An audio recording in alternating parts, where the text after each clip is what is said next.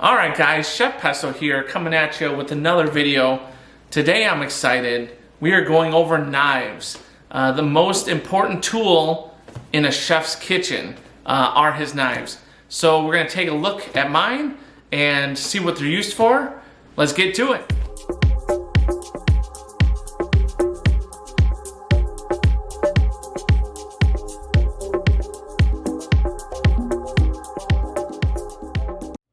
Alright guys, here we are talking about knives today.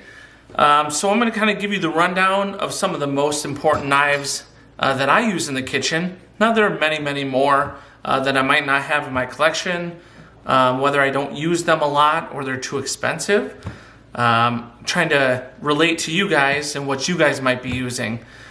So first of all, you notice that I have little logos or duct tape on some of my knives.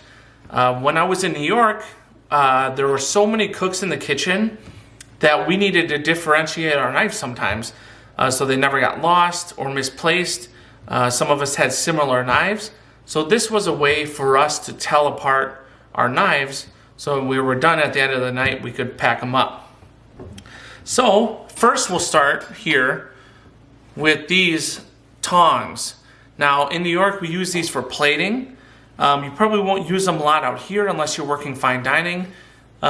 Sometimes fingers get too big and too clumsy and will mess up plates. So you will use these for plating. Come in very handy so you don't slop and mess up a plate. If you guys want to see a video on that, leave a comment down below and we'll detail these a little bit more. Next we have the all-purpose chef's knife. It's an 8-inch chef's knife. It's used for anything from cutting fruits and vegetables to chopping things. It's a really sturdy knife, easily sharpened, and really handy and universal for a lot of different things, from slicing, smaller products, to chopping. Next we have a serrated knife. This can be used for anything from tomatoes to bread, softer vegetables. It really cuts a lot smoother because it's a lot sharper than some other knives. It kind of gives it a nice edge on that one. Now I'm including this shun in here today. It's just a different type of seal. It's forged instead of stamped. If you want to know more about that, leave a comment down below and we'll make a video on that. So it's nice to have a variety of knives. This is similar to the chef's knife in the purposes, but it's a lot easier to slice with. You have a different shaped handle here. It's a D-shaped handle. So you can kind of see the D shape there. Fits really nice in the hand, and stays a lot sharper for a lot longer than this other chef knife I have, which is stamped. So it's always nice to have one of those in your collection. The next knife we want to talk about today is called a boning knife. Now you'll see it's a really sturdy blade.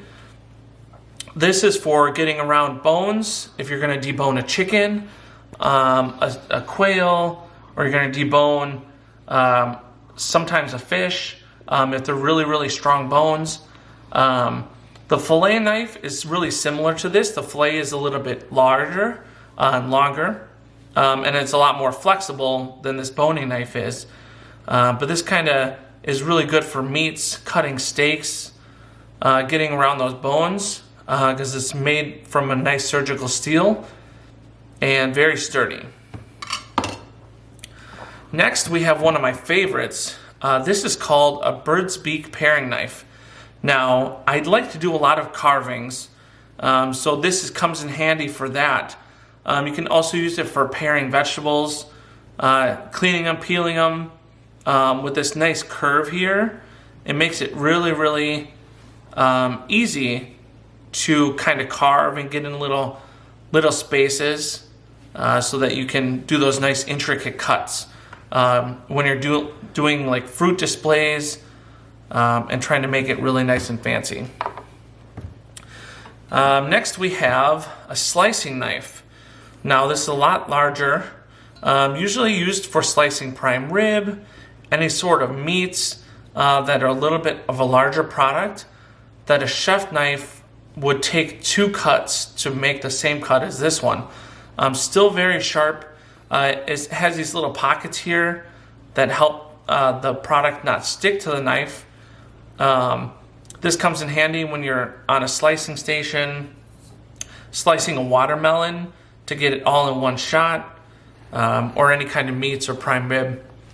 We can do a demo video on that as well. I think that'd be a great addition. And last but not least, this is a honing steel. Now this is really, really important in between your knife sharpenings. This product is good for straightening out the blade in between your sharpenings. So every once in a while your knife is going to get a little dull, and you're going to need to sharpen it before every use is recommended, so that it can straighten your blade to make it a little sharper than what it was. It's not going to make it as sharp as it would be if you were to sharpen your knife, but this will keep it sharp enough in between your sharpenings. Alright guys, hope you guys liked that video. In the future we will do a little more knife sharpening videos, and anything you guys might want to see. We'll demonstrate some of these knives and kind of put them to the test. If you have any comments or questions, leave them down below. Don't forget to like, subscribe, become a member of the channel, and for some great content and great videos, check out my Instagram at Chef Pesto or my Facebook channel at Chef Pesto. See you next time.